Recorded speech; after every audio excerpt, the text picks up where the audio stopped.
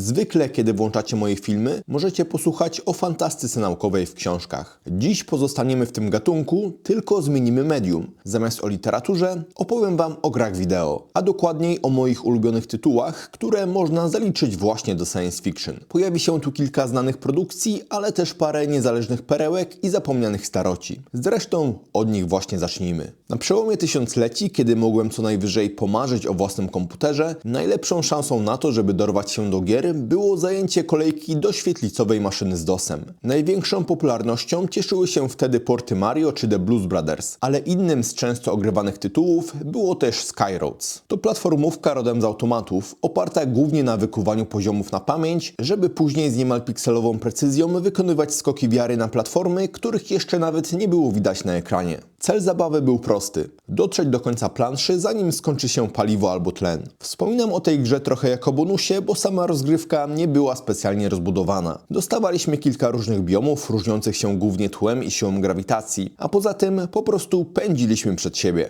Skyroads pozostaje jednak moim pierwszym kontaktem z grą, którą można by zaliczyć do science fiction. Jak wiele innych gier z ery DOS-a, dziś możecie bez problemu uruchomić Skyroads w przeglądarce. Link zostawię w komentarzu.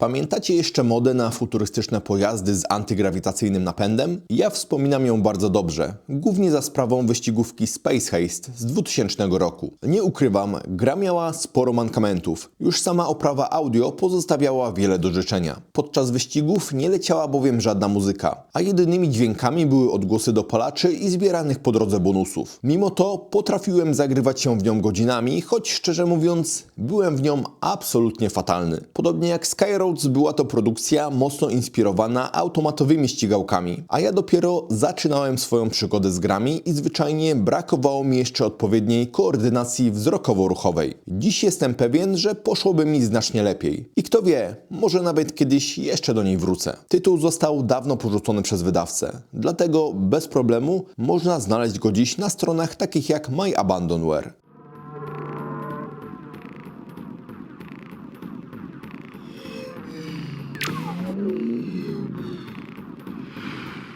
Gromada Revenge to pochodząca z Rosji gra, w której można było zakochać się już po samym klimatycznym intrze. Obejmowaliśmy w niej kontrolę nad Kassandrą, niszczycielem najwyższej klasy, który cudem ocalał po sabotażu. Za sterami tej potężnej maszyny wyruszaliśmy więc na kolejne misje, żeby odnaleźć winnych i dokonać zemsty. Przed każdym zadaniem dostawaliśmy klimatyczny briefing z opisem celów i krótkimi wskazówkami. Sama rozgrywka polegała głównie na walce z pojazdami przeciwnika oraz zbieraniu ulepszeń. Przede wszystkim nowego uzbrojenia, ale też różnych typów nadwozia. Później, przed następnymi misjami, mogliśmy dowolnie dostosowywać arsenał do własnego stylu gry albo wymagań konkretnego poziomu. Do tego dochodziła naprawdę solidna oprawa audio, a pod względem wizualnym gra nawet dziś potrafi cieszyć niewybredne oko. Gromadę przechodziłem za dzieciaka wielokrotnie, chociaż uczciwie mówiąc, zawsze z kodami. I tak jak poprzednie tytuły, tę grę również można dziś bez problemu znaleźć jako Abandonware. Przyznam nawet, że podczas przygotowywania tego materiału odpaliłem ją ponownie i przeszedłem kilka misji. Chyba najwyższy czas ukończyć ją w końcu bez żadnych wspomagaczy.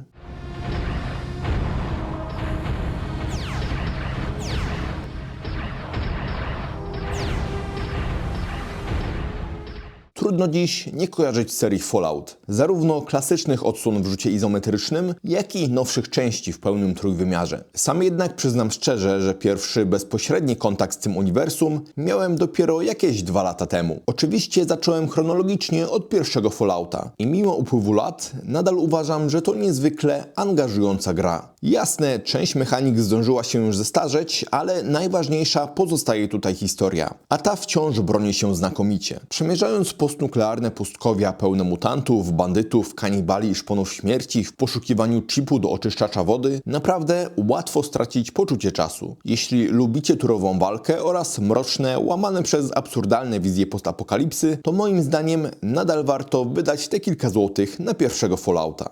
I heard a tale from a traveler up from the south. He said the Deathclaw was a creature that killed people at night. He said no one can catch it because it can disappear like smoke. Not that I believe it, of course. Zostawmy jednak retro na boku i przejdźmy do nieco bliższych nam czasów. Jeśli w jednym zdaniu pojawiają się słowa science fiction i gry wideo, to jak ulał pasują tam jeszcze kosmici. W serii XCOM wcielamy się w dowódcę ziemskiego ruchu oporu, który staje naprzeciw kosmicznym najeźdźcom. Historia tej marki jest długa, ale ja sam miałem styczność jedynie z nowszą odsłoną z 2016 roku. To turowa, bezlitosna strategia, nie wybaczająca błędów, a od naszych decyzji zależy los całej planety. Wszystko stoi tu na bardzo wysokim poziomie. Od taktycznego podejścia do starć, przez stopniowo odkrywaną historię obcych, aż po rozbudowę bazy i zarządzanie zasobami. Do tego dochodzi permanentna śmierć żołnierzy, których szkolimy i rozwijamy, co sprawia, że przed każdym ruchem poświęcimy kilka dodatkowych minut na zastanowienie. Gra zdobyła mnóstwo nagród i doczekała się wielu rozszerzeń, a dziś, zaczynając przygodę od zera, można spokojnie spędzić przy niej dziesiątki, jeśli nie setki godzin.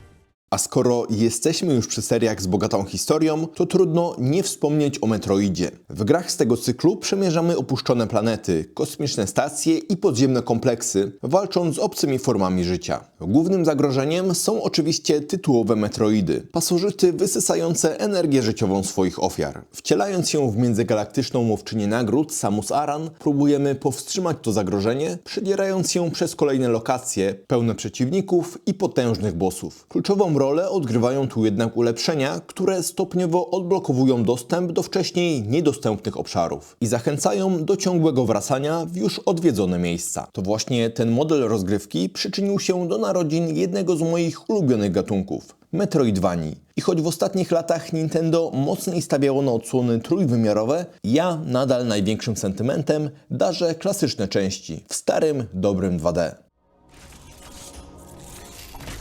Uploading data. ME stands for Extraplanetary Multiform Mobile Identifier. A skoro już zahaczyłem o 2D, to wypada wspomnieć o najmłodszej grze w całym tym zestawieniu – niezależnym Dome Keeper. To bardzo ciekawe połączenie obrony bazy przed falami obcych z arcade'ową grą górniczą. Pomiędzy kolejnymi atakami kosmicznych niemilców schodzimy bowiem pod ziemię w poszukiwaniu surowców oraz różnego rodzaju ulepszeń. Zdobyte zasoby wykorzystujemy później do usprawniania zarówno wydobycia, jak i systemów obronnych naszego schronienia. Całość działa w formule roguelike, więc podziemia generowane są proceduralnie i każda rozgrywka wygląda trochę inaczej. Co ważne, to wciąż rozwijany tytuł. Twórcy regularnie dodają nową zawartość i nie powiedzieli jeszcze ostatniego słowa, jeśli chodzi o ilość grywalnych bohaterów, ulepszeń do odnalezienia czy wariantów rozgrywki.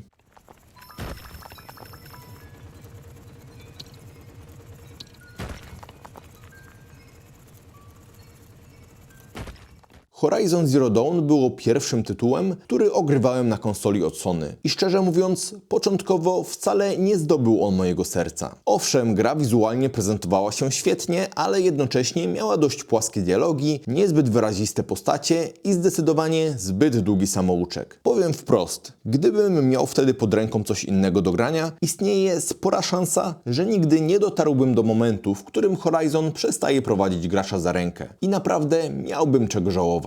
Ta postapokaliptyczna wizja świata, w którym maszyny zajęły miejsce zwierząt, wyróżnia się nie tylko dynamiczną walką i dużą swobodą podejścia do starć, ale przede wszystkim naprawdę ciekawie przedstawioną historią utraconej cywilizacji. Odkrywamy ją stopniowo podczas eksploracji, badając ruiny dawnego świata i pozostawione po nim artefakty.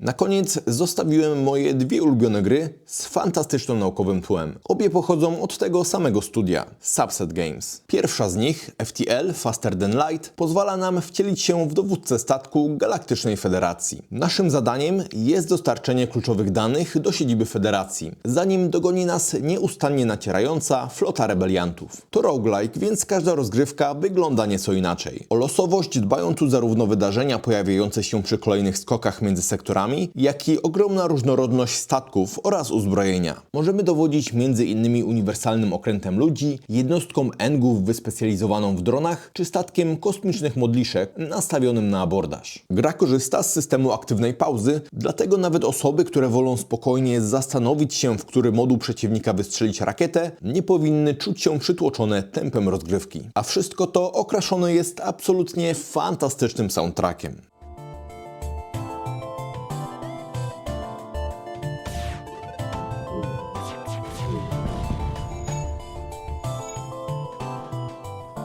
Into the Breach działa z kolei trochę jak futurystyczne szachy. Zamiast pionków mamy tutaj zróżnicowane mechy, a przeciwnikami są gigantyczne, kosmiczne owady, zwane wekami. Co ważne, jeszcze przed wykonaniem ruchu widzimy zamiary przeciwników, dzięki czemu możemy planować kilka kroków naprzód. I lepiej skrzętnie z tego korzystać, bo przeciwnicy mają nad nami przewagę liczebną. Podobnie jak w szachach, tutaj również każdy ruch ma znaczenie. Nie tylko w kontekście obecnej, ale i kolejnych tur. Ustawienie mecha o jedno pole za daleko może sprawić, że chwilę później zabraknie nam ruchu, aby uratować kluczową infrastrukturę przed zniszczeniem. To także roguelike, oferujący wiele drużyn mechów o zupełnie różnych stylach walki, pilotów z własnymi umiejętnościami oraz szeroki zestaw broni i ulepszeń dostępnych w trakcie rozgrywki. Co ciekawe, dzięki usłudze Netflix Games w Into the Breach można zagrać za darmo na urządzeniach mobilnych, o ile posiadacie aktywną subskrypcję Netflixa. Sam jednak najbardziej polecam wersję ze Steama, gdzie społeczność fanów do dziś tworzy nowe modyfikacje i ulepszenia w workshopie. Za oba tytuły zapłacicie łącznie około 80 zł,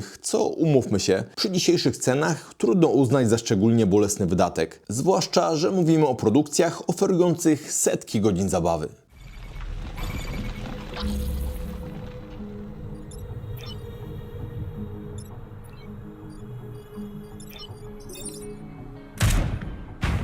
Tak prezentują się moje ulubione gry z fantastyczno-naukowym klimatem. I wiem, zaraz pojawią się pytania, a gdzie Dead Space, gdzie Mass Effect, co z cyberpunkiem? No cóż, życie niestety składa się z czegoś więcej niż tylko grania. Bardzo chętnie nadrobiłbym każdą z tych produkcji, ale zwyczajnie brakuje godzin w dobie, żeby ograć wszystko, co warte uwagi. Dlatego dajcie znać w komentarzach, jakie tytuły waszym zdaniem powinienem koniecznie nadrobić, biorąc pod uwagę moje preferencje. Chętnie sprawdzę wasze propozycje przy najbliższej okazji, kiedy uda mi się wygospodarować trochę więcej wolnego czasu. A na dziś to już wszystko. Bardzo dziękuję za uwagę i do usłyszenia.